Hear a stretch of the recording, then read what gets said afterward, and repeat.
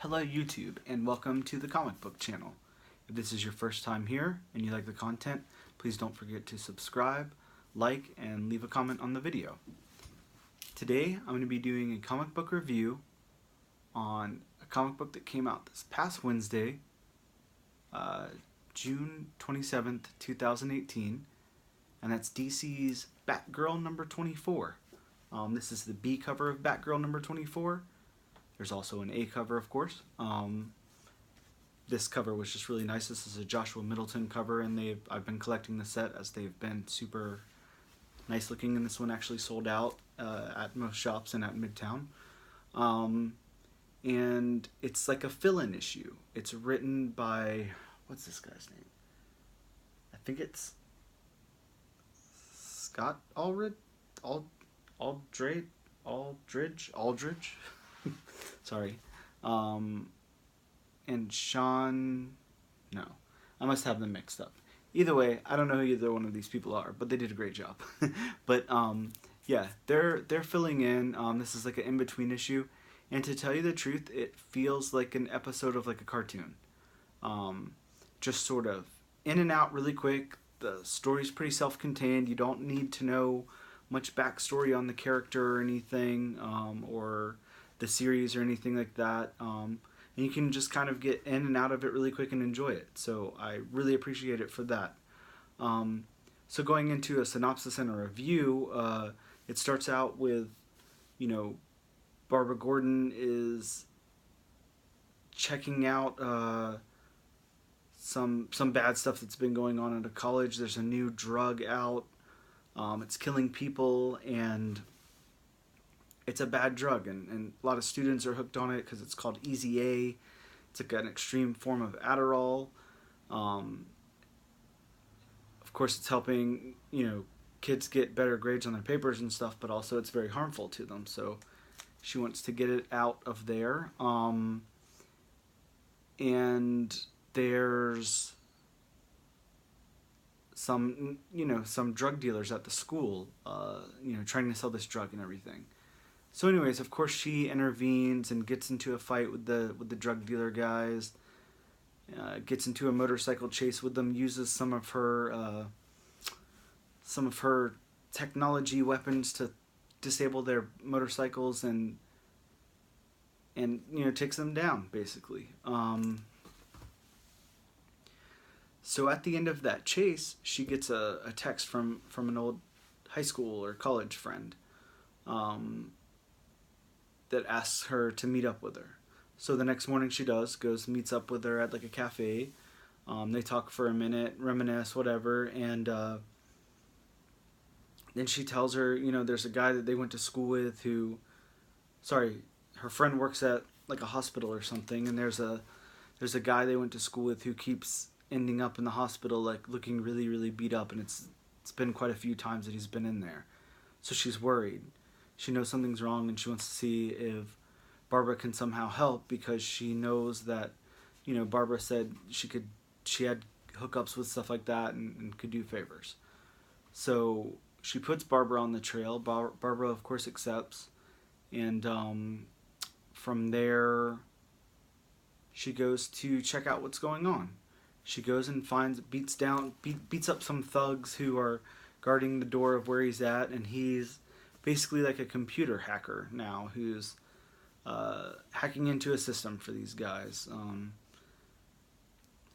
She talks with him a little bit and tries to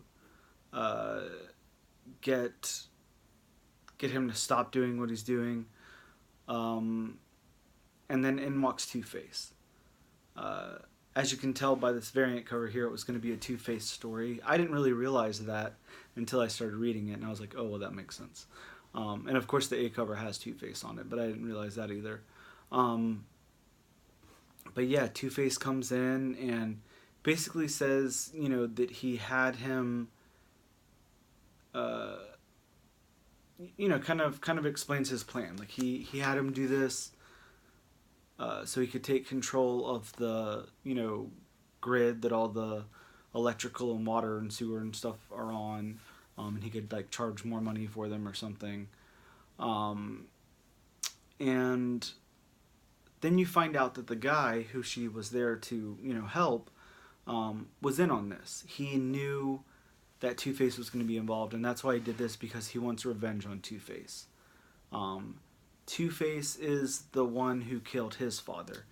And sorry, I didn't say that before. Of course, Barbara feels for him because their dads were both cops, so she shares that,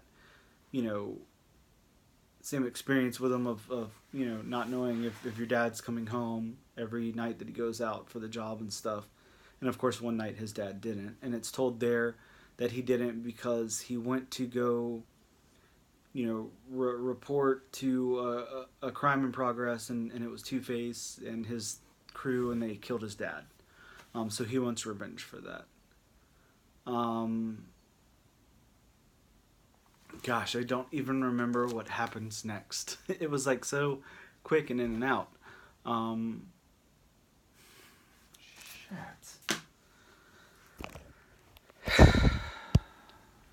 So from there, Jacob has, if I didn't say that before, Jacob has Batgirl and Two-Face tied up, and he's just about to kill Two-Face when Batgirl frees herself, and then she knocks out Two-Face so that way he's not gonna be involved or interfere or anything, and she tries to talk to Jacob, and let him know, she's sorry for what happened to his dad and all that, and gives him a hug and all this stuff, and it seems like stuff's getting better until he goes ahead and presses the button to release the bombs, that we're gonna destroy the city and whatever, plans Two-Face had rigged up there. So from there, Jacob tells Barbara, there's not anything you can do. This is all, there's all these layers to this, and you're not gonna be able to figure it out. And she reminds him that he was the second best coder in school because she was the best. So of course she fixes, what he had done wrong, and takes and gets them out of there. She fixes that and gets them out of there. And then that's pretty much it. I'm trying to think. I know it ends somewhere else, but it's just like a little small thing. But either way, that's the issue. It just, like I said, it's very quick in and out. It's a very simple, like, superhero story, which is good to have sometimes. Sometimes it's just great to have something simple without all of that backstory to it, without all of that, like, you need to know this, and what's going on. So I did like it a lot. I thought it was a great story. I thought the art was great. Definitely the cover art's great. And it was written really well. And it was fun. And it was good to hop in and hop out of that one. I would give it like a solid 7 overall. And I would definitely recommend that you guys check it out if you can. So that's my review and retelling of Batgirl 24. Sorry if I left out some details. I'm having a little trouble recollecting every detail of that one for some reason. But it was good. And that's it. That's the review. Thank you guys so much for watching. As I said, please make sure you like, comment, and subscribe.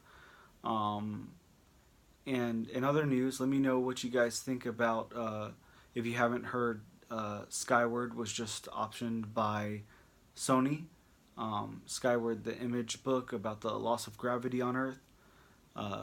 So if you guys read that news, or if you're just hearing about it now, or whatever, let me know what you think. Do you have a copy of Skyward that you held on to just in case it got optioned? Maybe you're going to go try to make some money off of now, or are you going to hang on to yours, or did you even care? Or let me know what you guys think. So, thank you so much. See you tomorrow.